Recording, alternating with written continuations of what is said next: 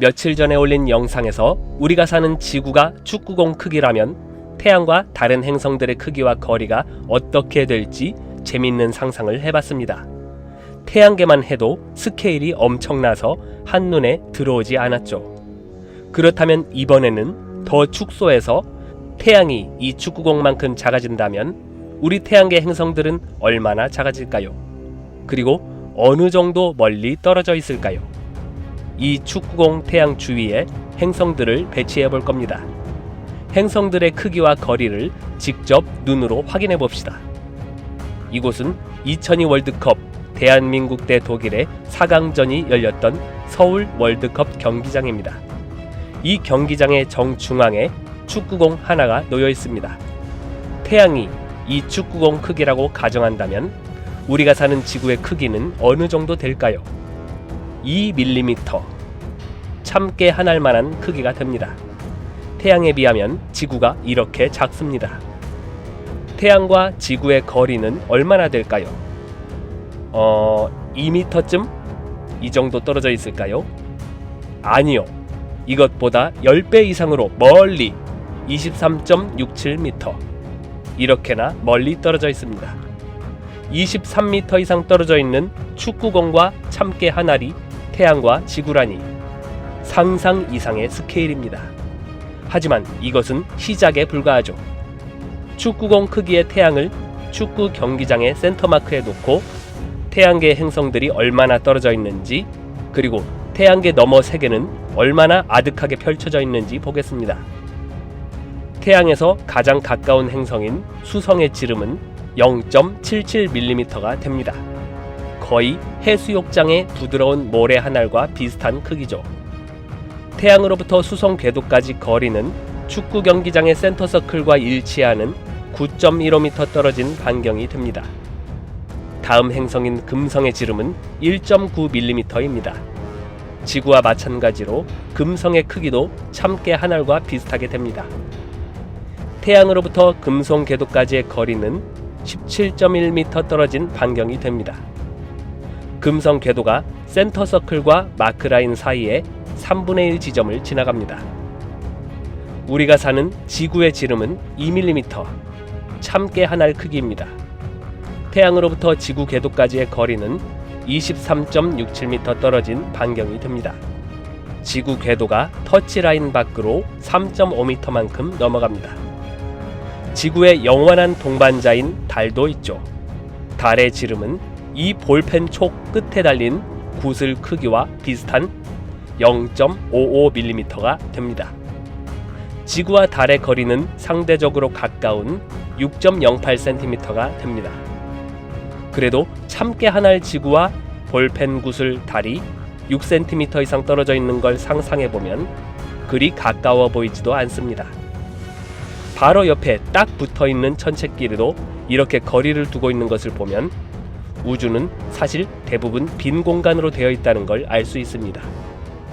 이제 다음 행성인 화성, 지름은 1.07mm가 됩니다. 일반적인 모래알 크기입니다. 태양으로부터 화성 궤도까지의 거리는 36m 떨어진 반경입니다. 화성의 궤도가 정확히 페널티 에이리어 라인을 지나갑니다. 다음 행성인 목성은 지금까지 본 행성들보다 눈에 띄게 커집니다. 지름이 2.21cm로 구슬치기 할 때 쓰는 구슬과 비슷한 크기입니다. 태양으로부터 목성 궤도까지의 거리도 급격하게 멀어지는데요. 123.18m 떨어진 반경입니다. 목성의 궤도가 월드컵 경기장의 가장 먼 관중석을 지나갑니다. 토성의 지름도 구슬과 비슷한 1.91cm가 됩니다. 토성 궤도까지의 거리도 멀찌감치 떨어져 있습니다. 태양에서 목성 궤도까지 거리에 거의 2배에 가까운 225.74m 떨어진 반경입니다. 토성의 궤도가 서울 월드컵 경기장 주차장을 벗어나 버립니다. 천왕성의 지름은 8.07mm가 됩니다. 천왕성 궤도까지의 거리는 태양에서 토성 궤도까지 거리의 거의 2배에 가까운 454.26m 반경까지 떨어져 있습니다. 천왕성의 궤도가 월드컵 경기장 남쪽에 위치한 평화의 공원 유니세프 광장을 지나가고 동쪽으로는 마포구청, 북쪽으로는 풋살장을 지나갑니다. 태양계의 마지막 행성인 해왕성의 지름은 7.7mm가 됩니다. 해왕성 궤도까지의 거리는 711.74m까지 떨어져 있습니다. 해왕성의 궤도가 남쪽으로는 평화의 공원 산책로에 있는 모험 놀이터를 지나가고 동쪽으로는 서울 신북초등학교 운동장을 지나갑니다. 이전에는 태양계의 마지막 행성이었으나 지금은 외소 행성으로 취급되는 명왕성도 있죠. 명왕성의 지름은 0.37mm로 달보다도 작습니다. 명왕성의 궤도는 934.5m 반경까지 떨어져 있습니다. 명왕성의 궤도가 서쪽으로는 하늘공원 산책로를 지나가고 남쪽으로는 한강 바로 앞까지 도달합니다. 수성, 금성, 지구, 화성의 궤도까지는 축구 경기장 안에 국한되어 있었는데 목성의 궤도가 갑자기 경기장 담장까지 뻗어나가더니 명왕성에 이르러서는 이제 한강까지 와버렸습니다. 이렇게 태양이 축구공만큼 작아진다면 행성의 크기는 겨우 모래 한 알 크기, 참깨 한 알 크기, 그리고 가장 큰 목성조차도 겨우 구슬 하나 크기인데 거리는 이렇게나 까마득하게 떨어져 있네요. 참깨 한 알 크기의 지구에 사는 우리 인간의 존재가 참 연약하게 느껴지는데요. 참깨 한 알 위에 사는 인간들이 만든 탐사선 중에 가장 멀리 날아간 보이저 1호의 현재 위치, 이렇게나 멀리 갔습니다. 3850m로 환산됩니다. 여의도까지 도달했죠. 1초에 지구를 7바퀴 반이나 돌 수 있는 빛의 속도로 하루 동안 진행하는 거리를 1광일이라고 하는데요. 1광일 거리는 보이저 1호의 현재 위치보다 약간 더 먼 4087m가 됩니다. 그렇다면 빛이 1년 동안 진행하는 거리인 1광년은 얼마나 될까요? 1483.3km로 서울에서 대만의 수도 타이베이까지 거리입니다. 또한 서울에서 중국 우한까지의 거리입니다. 우리 태양계에서 가장 가까운 별, 즉 가장 가까운 항성은 프록시마 센타우리입니다. 태양을 축구공 크기로 줄였을 때 이 별까지의 거리는 6295km가 됩니다. 서울에서 호주, 이란, 알래스카까지 뻗는 거리입니다. 태양계에서 가장 가까운 별도 이렇게 멀리 떨어져 있는 것입니다. 우리 태양을 비롯해서 별들이 수천억 개가 모여 우리 은하라는 집단을 이루는데요. 태양을 축구공 크기로 줄였을 때 우리 은하의 크기는 1억 4833만 킬로미터로 환산됩니다. 이제 세계 지도를 벗어나 우주 공간으로 가서 태양까지 도달하는 크기가 되죠. 우리 은하에서 가장 가까운 대형 은하인 안드로메다 은하는 얼마나 멀까요? 태양을 축구공 크기로 줄였을 때 우리 은하에서 안드로메다 은하까지 거리는 37억 킬로미터로 환산됩니다. 지구에서 천왕성까지보다 더 멀죠. 축구공 태양, 참깨 한 알 지구에서 시작한 스케일이었습니다. 이제는 직관적 상상의 영역을 초월할 만큼 너무 멀리 와버렸네요. 하지만 우리 인간이 너무 작다고 실망하지 마세요.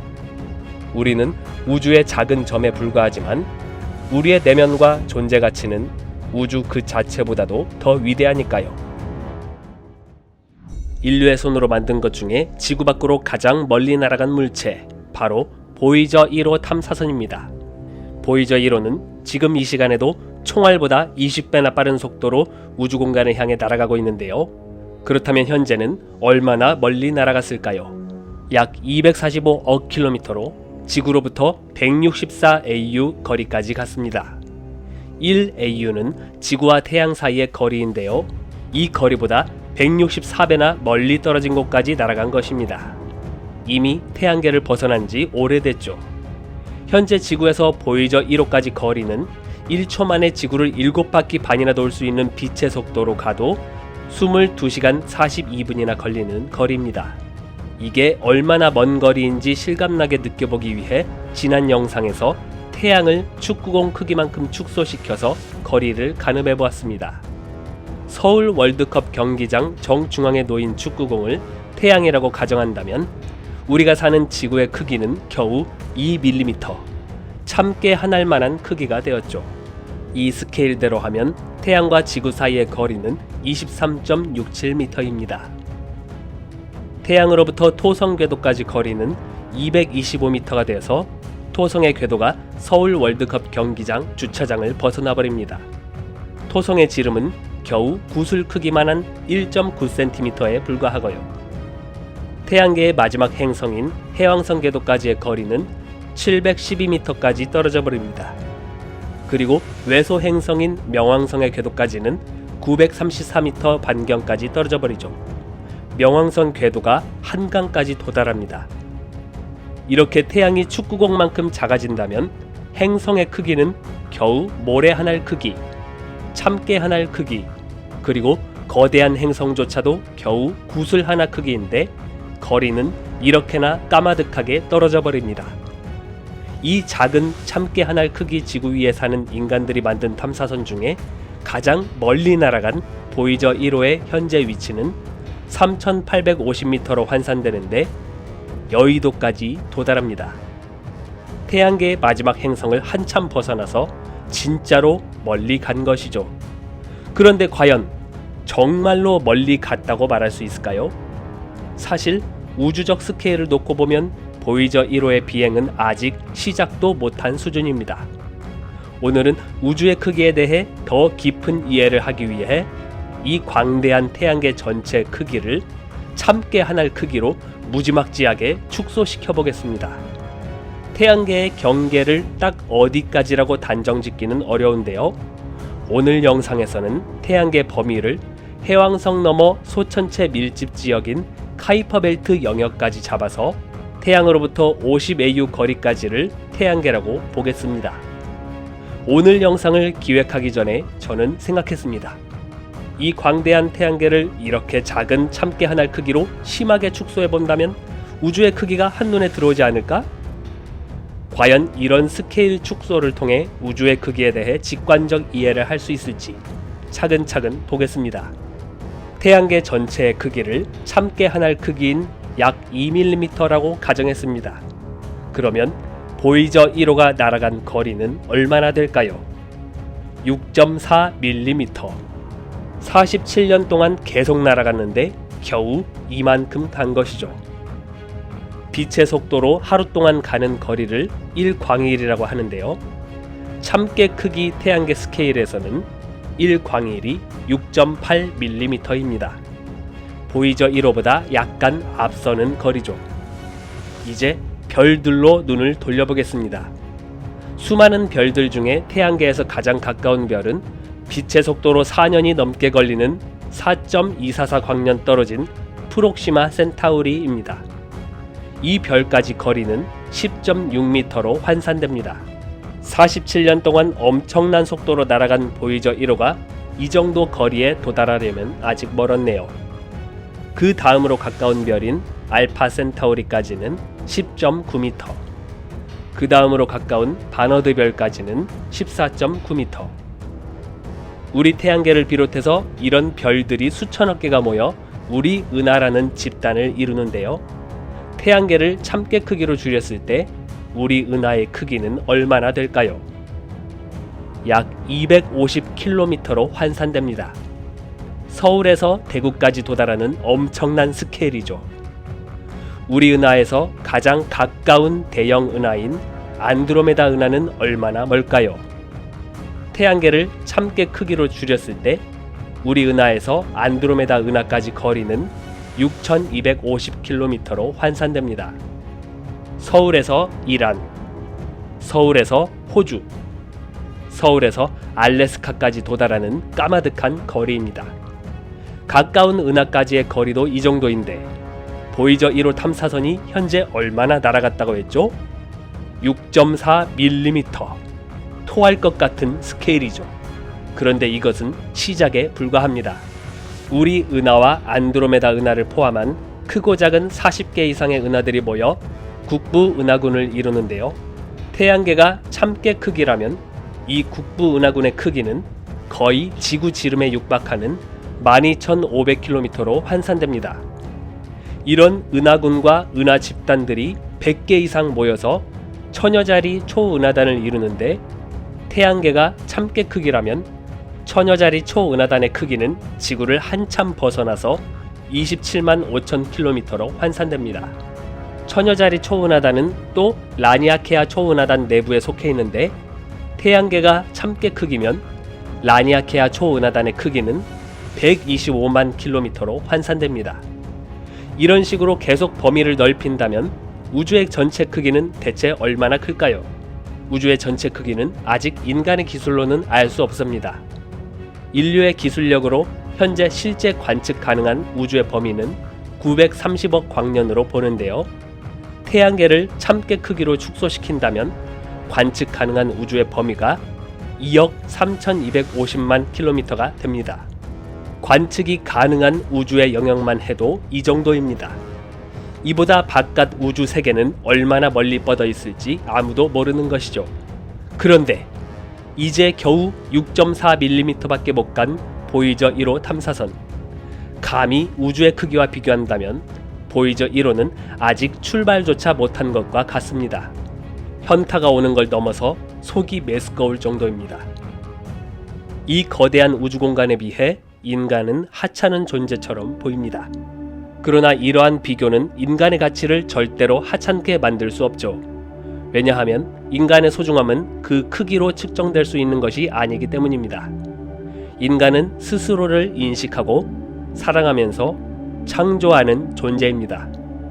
크기나 물리적인 비교를 넘어서 우리는 그 무엇과도 비교할 수 없이 귀중한 존재인 것입니다. 우리의 존재가 우주 속의 작은 점에 불과할지라도 그 작은 점 안에는 무한한 아름다움이 담겨 있습니다. 소리가 퍼져나가는 속도를 음속이라고 하는데요. 일반적으로 지구상 섭씨 20도의 대기에서 음속은 초속 343m입니다. 소리는 1초에 343m를 날아간다는 것입니다. 이게 어느 정도의 속도인지 한번 날아가 보겠습니다.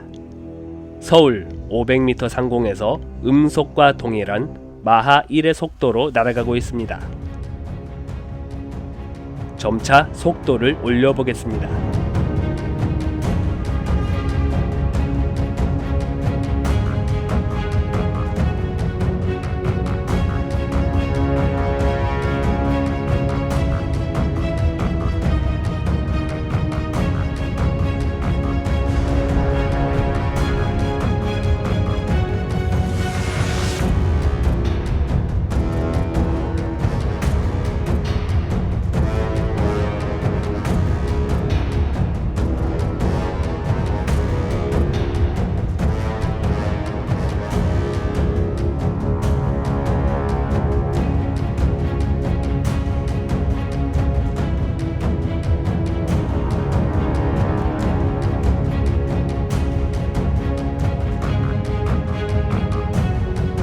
마하 50까지 도달했는데요.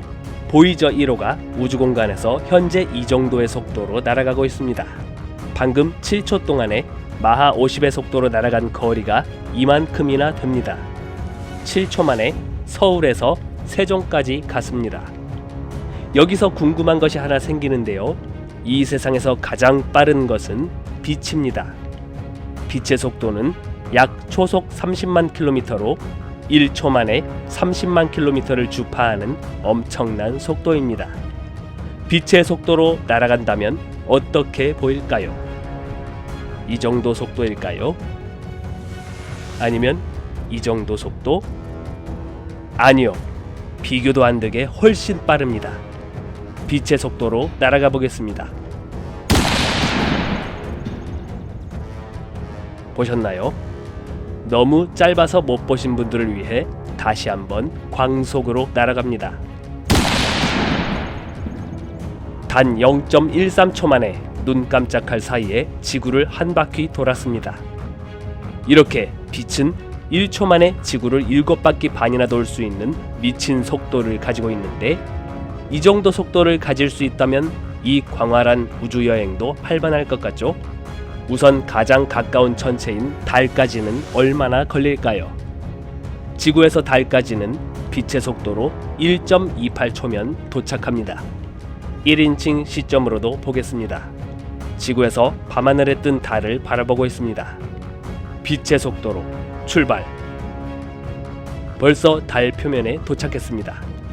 이제 달에서 하늘에 뜬 지구를 바라보고 빛의 속도로 출발. 순식간에 와버렸습니다. 이야, 이 정도 속도만 보유하고 있으면 다른 행성들도 순식간에 갈 수 있을 것 같은데요.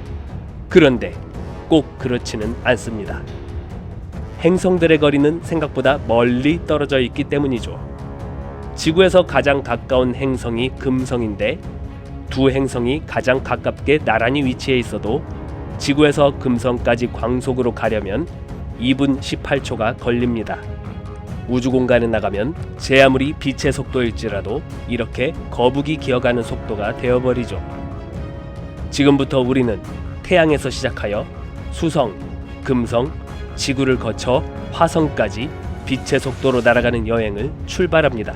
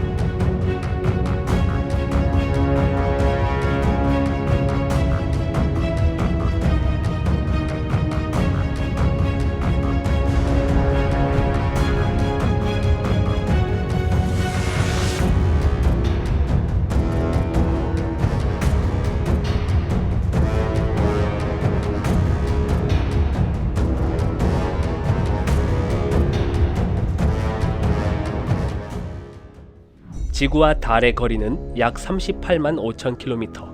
우리 지구에서 본 달은 이런 모습이죠.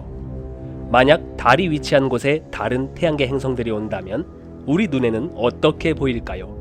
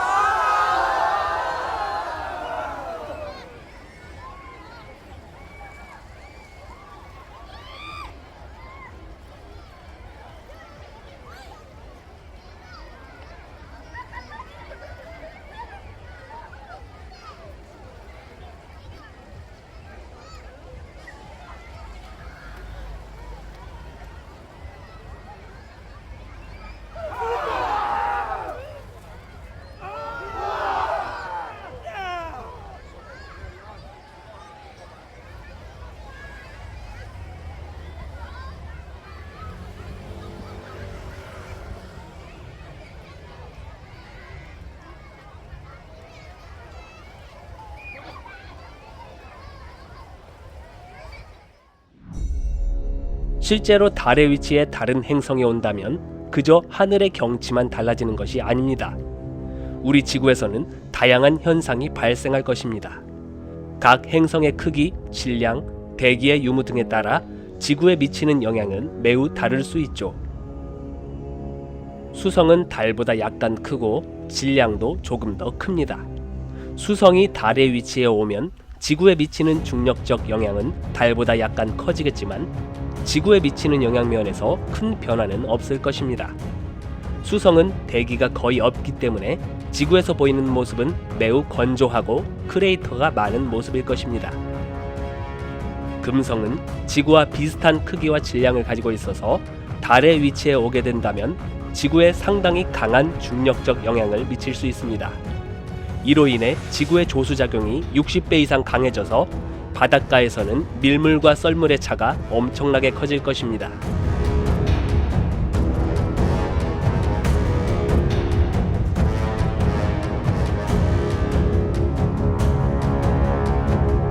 또한 금성은 두꺼운 이산화탄소 대기를 가지고 있어서 지구에서 본 모습은 밝고 눈부신 구름으로 덮인 모습일 것입니다.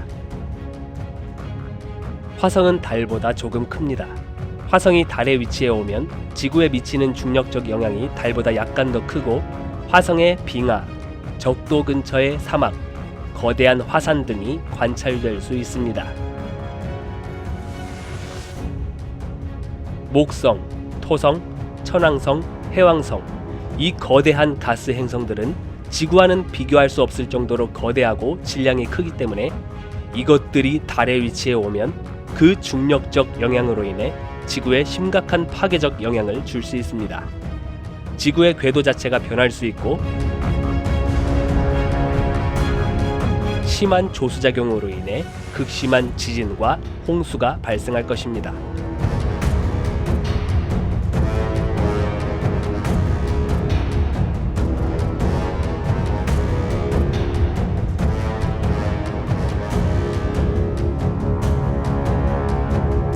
그러고 보면 참 다행입니다. 우리 지구의 위성인 달이 너무 크지도 작지도 않으면서 아주 적당한 거리에 존재한다는 사실이요. 우리가 매일 보는 태양, 우주에는 태양과 같은 별들이 셀 수도 없이 많죠. 재밌는 상상을 해볼까요? 만약 태양 대신에 다른 별이 자리 잡는다면 어떻게 보일까요? 그리고 어떤 일이 벌어질까요? 지구보다도 작은 백색 외성부터 태양보다 훨씬 큰 적색 거성까지 이 별들이 우리의 태양을 대신한다면 어떨지 너무 궁금합니다. 새로운 태양 아래의 지구를 만나봅시다.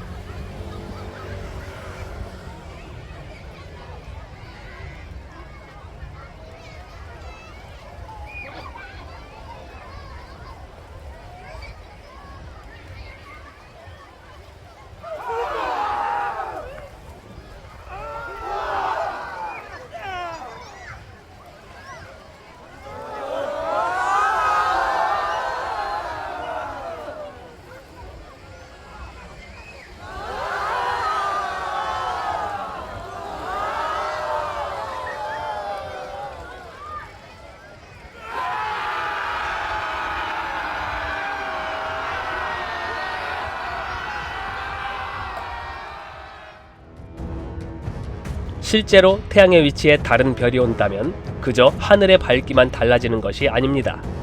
각 별들의 크기와 온도에 따라 지구에 미치는 영향은 매우 다를 수 있죠. 크기가 작고 표면 온도도 상대적으로 낮은 적색 외성이 태양의 위치에 오게 되면 지구에는 어떤 영향을 주게 될까요? 낮 동안에도 하늘의 밝기가 어두워서 마치 저녁 같은 느낌일 것입니다.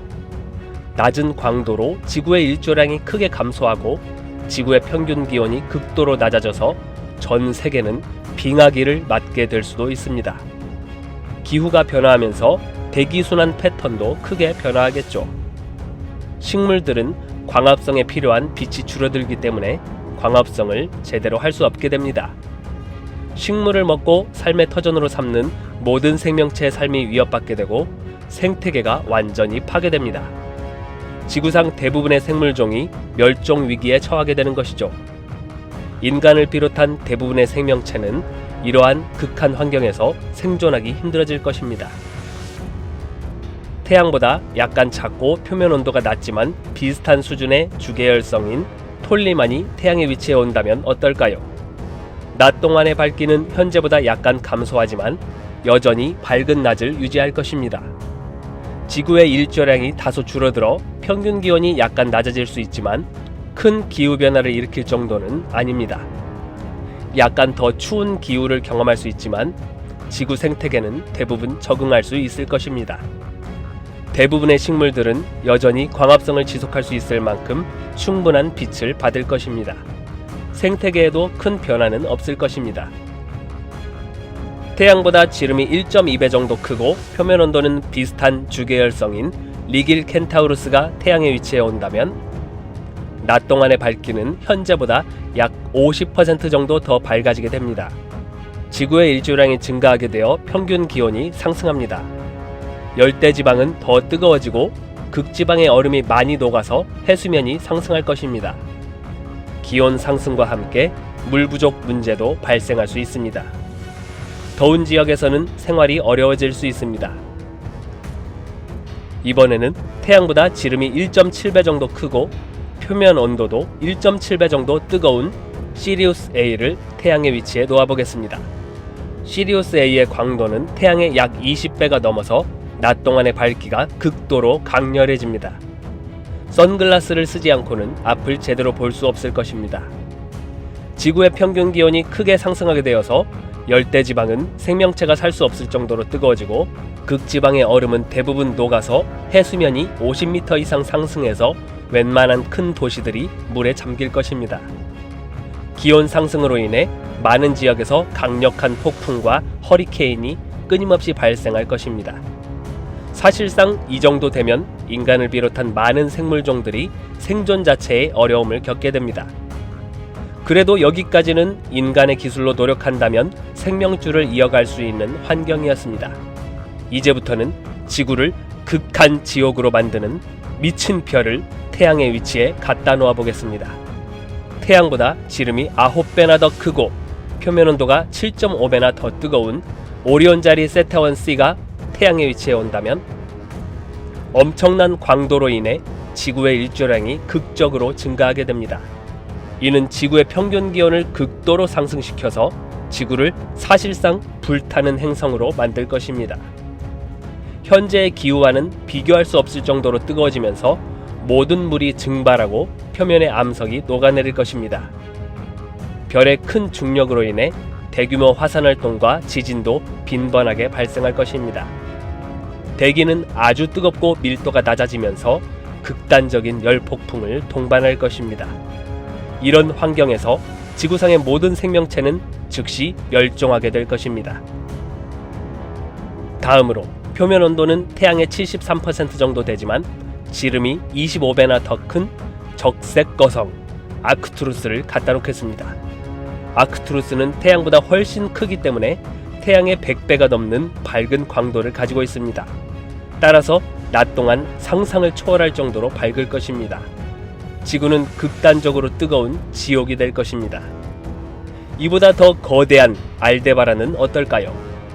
태양 지름의 44배나 되어서 광도가 태양의 400배나 됩니다. 마치 지구를 삼켜버릴 듯한 모습일 것입니다. 자, 이제 오늘 영상의 최종 보스입니다. 태양 지름의 79배나 되고 표면 온도가 태양보다 2배나 높은 섭씨 12,400도입니다. 리겔 A입니다. 이 항성은 너무나 커서 타원형 궤도를 돌고 있는 수성 궤도의 절반가량을 집어삼켜버립니다. 리겔 A의 광도는 태양의 약 12만 배나 됩니다. 따라서 지구의 하늘은 미치도록 밝고 거대한 빛이 가득 찬 새하얀 세계가 되어버릴 것입니다. 사실 이런 영향들 뿐만 아니라 지구의 궤도도 지금과는 전혀 다르게 바뀌겠죠. 너무 큰 항성이 태양에 위치해 온다면 지구 자체가 찢겨져 파괴되거나 별에 흡수될 수도 있습니다. 반대로 너무 작은 항성이 태양 위치에 오면 지구 궤도가 항성으로부터 점점 멀어지고 심지어 태양계를 떠나 어둡고 차가운 우주 공간을 떠돌게 될 수도 있습니다. 현재 우리의 태양은 마치 우리를 위해 정확히 맞춘 듯한 거리에서 지구를 비추고 있습니다. 이 완벽한 위치 선정과 크기 덕분에 우리는 생명과 온기를 누리며 살아갈 수 있는 것입니다. 참 다행입니다. 우리가 숨쉬는 공기, 마시는 물, 먹는 음식, 그리고 우리의 체온까지 모두 태양의 적절한 크기와 위치 덕분에 가능했습니다.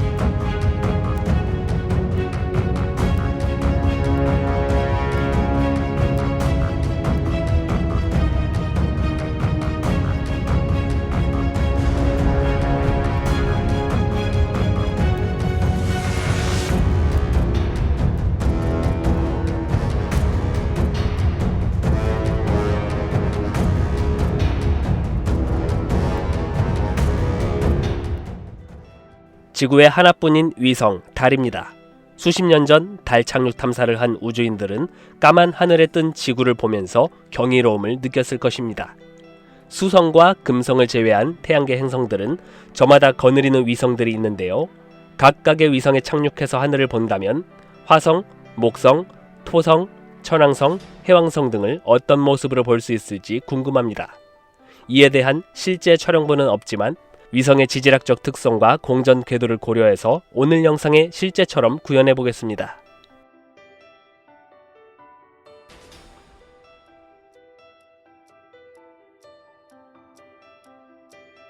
화성의 두 위성 중의 하나인 데이모스. 화성의 중심부로부터 떨어진 거리가 약 23,400km 정도 됩니다. 상당히 가까이 붙어 있어서 데이모스 표면에 착륙해서 하늘을 본다면 이렇게 커다란 화성의 모습을 볼 수 있을 것입니다. 화성의 또 다른 위성, 포보스. 화성의 중심부로부터 떨어진 거리가 겨우 9,376km로 태양계 위성들 중 모행성과 가장 가까이 붙어 있습니다. 그래서 포보스 표면에 착륙해서 하늘을 본다면 거대하게 보이는 화성의 모습에 압도될 것입니다. 이제 목성의 위성들로 갑니다. 목성의 수많은 위성들 중 하나인 히말리아. 목성 중심부로부터 떨어진 평균 거리가 1146만 킬로미터나 되어서 히말리아 표면에 착륙해서 하늘을 봤을 때 목성의 모습은 그리 커 보이지 않을 것입니다. 우리 지구에서 밤하늘에 뜬 달보다 약간 더 크게 보이는 수준이죠. 목성의 또 다른 위성, 칼리스토. 목성 중심부로부터 떨어진 거리가 188만 2700km. 칼리스토에 가면 목성은 이 정도 크기로 보일 것입니다. 목성과 좀 더 가까운 위성 가니메데. 태양계 위성들 중에 가장 큰 위성입니다. 목성 중심부로부터 떨어진 거리가 107만 400km. 가니메데에서는 목성이 이렇게 보일 것입니다. 더 가까운 위성 유로파. 목성 중심부로부터 떨어진 거리가 67만 900km. 유로파에서는 목성이 이렇게 보일 것입니다. 더욱 가까운 위성 이오. 목성 중심부로부터 떨어진 거리가 42만 1700km. 이오에서는 목성이 이렇게 보일 것입니다. 목성에 굉장히 가까이 붙어있는 위성 아말테아. 목성 중심부로부터 떨어진 거리가 18만 1366km. 아말테아에서는 목성이 이렇게 거대하게 보일 것입니다. 거의 하늘을 다 집어삼킨 모습입니다. 목성에 더 가까운 위성도 있습니다. 메티스. 목성 중심부로부터 떨어진 거리가 12만 8000km. 메티스에서 보이는 목성은 그야말로 공포 그 자체입니다. 이제 토성의 위성들로 가봅니다. 토성의 수많은 위성들 중 하나인 포에베. 토성 중심부로부터 떨어진 평균 거리가 1295만 5759km나 되어서 포에베 표면에 착륙해서 하늘을 봤을 때 토성의 모습은 그리 커 보이지 않을 것입니다. 우리 지구에서 밤하늘에 뜬 달과 비슷한 크기로 보입니다. 토성의 또 다른 위성 이아페투스. 토성 중심부로부터 떨어진 거리가 356만 820km. 이아페투스 지표면에 서면 토성은 이 정도 크기로 보일 것입니다. 토성의 위성들 중에 가장 큰 타이탄. 또한 태양계 위성들 중에 두 번째로 큽니다. 다른 위성들과 달리 특이하게도 아주 짙은 대기를 가지고 있습니다. 토성 중심부로부터 떨어진 거리는 122만 1870km. 타이탄에 착륙해서 하늘을 보면 낮에는 짙은 대기의 산란 효과 때문에 토성이 이렇게 희미하게 보일 것이고 밤에만 선명하게 보일 것입니다. 이제부터는 토성에 상당히 가까운 위성입니다. 디오네. 토성 중심부로부터 떨어진 거리는 37만 7396km. 지구와 달 사이의 거리와 비슷한데요. 토성은 지구보다 지름이 9배 넘게 크고 달의 지름보다 34배나 큽니다. 그래서 디오네에서는 토성이 이 정도로 크게 보일 것입니다. 토성에 더욱더 가까운 위성 엔셀라두스. 토성 중심부로부터 떨어진 거리는 23만 7,948km. 이제는 무서울 정도로 토성이 거대하게 보이는데요. 이보다 토성에 더 가까운 위성들도 남아 있습니다. 미마스. 토성 중심부로부터 떨어진 거리는 18만 5,539km. 사실 이쯤 되면 이 위성이 이미 토성의 고리 안에 들어와 있다고 봐도 됩니다. 이보다 더 가까운 위성 프로메테우스. 토성 중심부로부터 떨어진 거리는 13만 9,380km. 실제로 프로메테우스 위성은 토성의 F고리 궤도를 공전하고 있습니다. 이곳에서 본 하늘은 그냥 토성 그 자체입니다. 이제 천왕성의 위성들로 갑니다. 천왕성의 수많은 위성들 중 하나인 오베론. 천왕성 중심부로부터 떨어진 평균 거리는 58만 3,520km. 오베론에서 본 천왕성의 모습입니다. 천왕성의 위성들 중 가장 큰 티타니아. 천왕성 중심부로부터 떨어진 평균 거리는 43만 5,480km. 티타니아에서 본 천왕성의 모습입니다. 또 다른 위성 움브리엘. 천왕성 중심부로부터 떨어진 평균 거리는 26만 5,970km. 움브리엘에서 본 천왕성의 모습. 아리엘. 천왕성 중심부로부터 떨어진 평균 거리는 19만 1,020km. 아리엘에서 본 천왕성의 모습. 미란다. 천왕성 중심부로부터 떨어진 평균 거리는 12만 9,390km. 미란다에서 본 천왕성의 모습. 위성 퍽. 천왕성 중심부로부터 떨어진 평균 거리는 8만 6,010km. 퍽에서 본 천왕성의 모습. 이제 해왕성의 위성들로 가봅니다. 해왕성의 수많은 위성들 중 하나인 네레이드. 네레이드는 궤도 20률이 너무 큰 타원이라 해왕성에 가까울 때는 137만 2,000km까지 접근하고 멀어질 때는 965만 5,000km까지 가버립니다. 그래서 네레이드에서 본 해왕성의 모습은 클 때와 작을 때의 격차가 아주 심할 것입니다. 해왕성의 가장 큰 위성 트리톤. 해왕성 중심부로부터 떨어진 평균 거리는 35만 4,800km. 트리톤에서 본 해왕성의 모습입니다. 또 다른 위성 프로테우스. 해왕성 중심부로부터 떨어진 평균 거리는 11만 7,646km. 프로테우스에서 본 해왕성의 모습입니다. 위성 라리사. 해왕성 중심부로부터 떨어진 평균 거리는 7만 3,548km. 라리사에서 본 해왕성의 모습입니다. 이제 명왕성으로 가봅니다. 현재는 외소 행성으로 분류되고 있지만 2006년까지 태양계의 9번째 행성으로 취급했던 명왕성을 빠뜨리면 섭섭하죠. 명왕성의 5개 위성들 중 하나인 히드라. 명왕성 중심부로부터 떨어진 평균 거리는 64,738km. 히드라에서 본 명왕성의 모습은 이럴 것입니다. 명왕성은 달보다도 작은 왜소한 천체지만 위성들과의 거리가 가까워서 이렇게 선명하게 보일 것입니다. 더 가까운 위성인 케르베로스. 명왕성 중심부로부터 떨어진 평균 거리는 57,783km. 케르베로스에서 본 명왕성입니다. 이보다 더 가까운 위성인 닉스. 명왕성 중심부로부터 떨어진 평균 거리는 48,694km. 닉스에서 본 명왕성입니다. 더욱 가까운 위성 스틱스. 명왕성 중심부로부터 떨어진 평균 거리는 42,656km. 스틱스에서 본 명왕성입니다. 명왕성에 가장 가까운 위성 카론. 명왕성 중심부로부터 떨어진 평균 거리는 17,536km. 카론에서 본 명왕성입니다. 마지막으로 다시 한번 달에서 본 우리 지구의 실제 모습을 봅니다.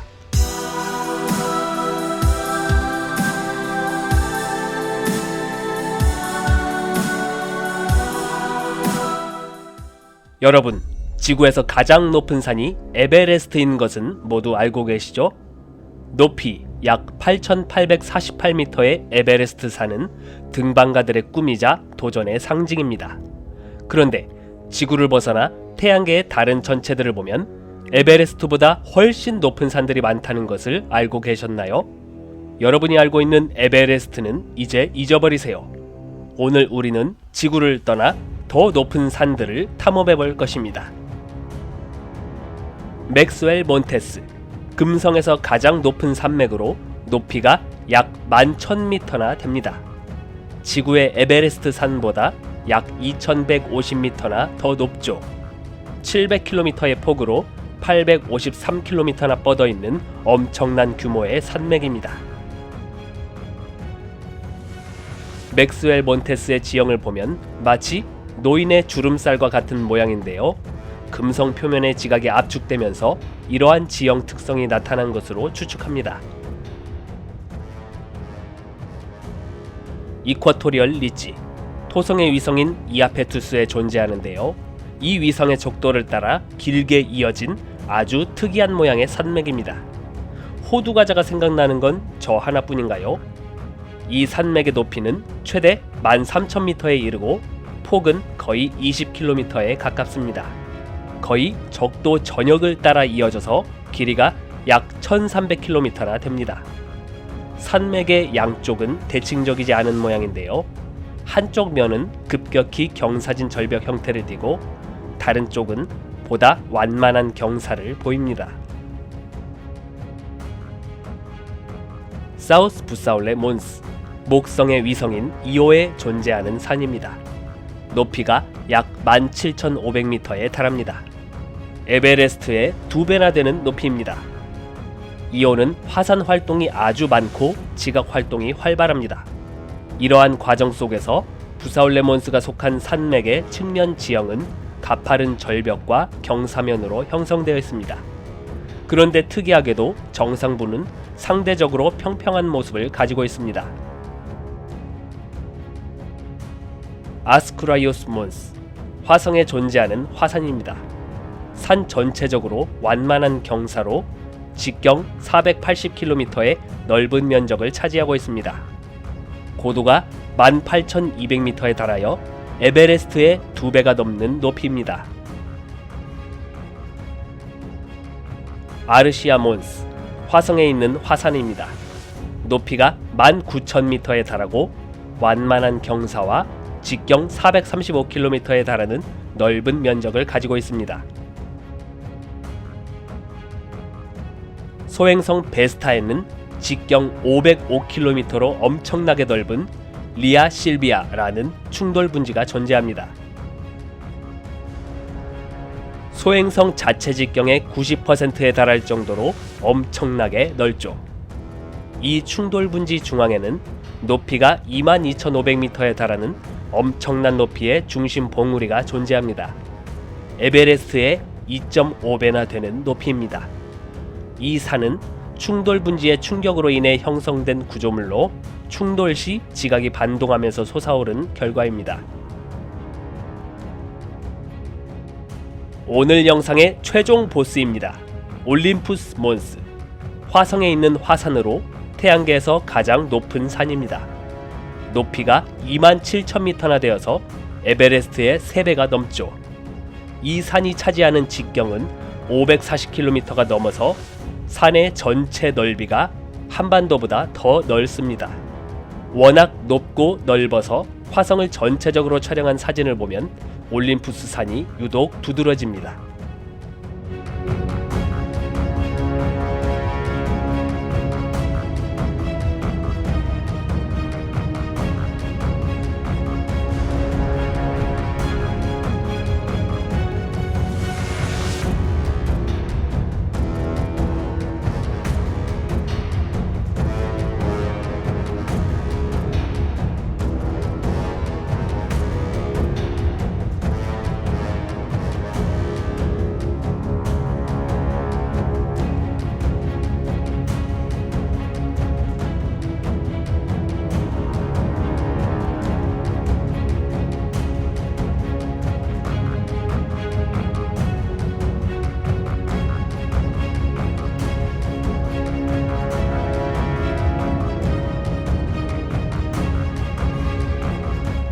지구에서 보면 에베레스트는 세상에서 가장 높은 산입니다.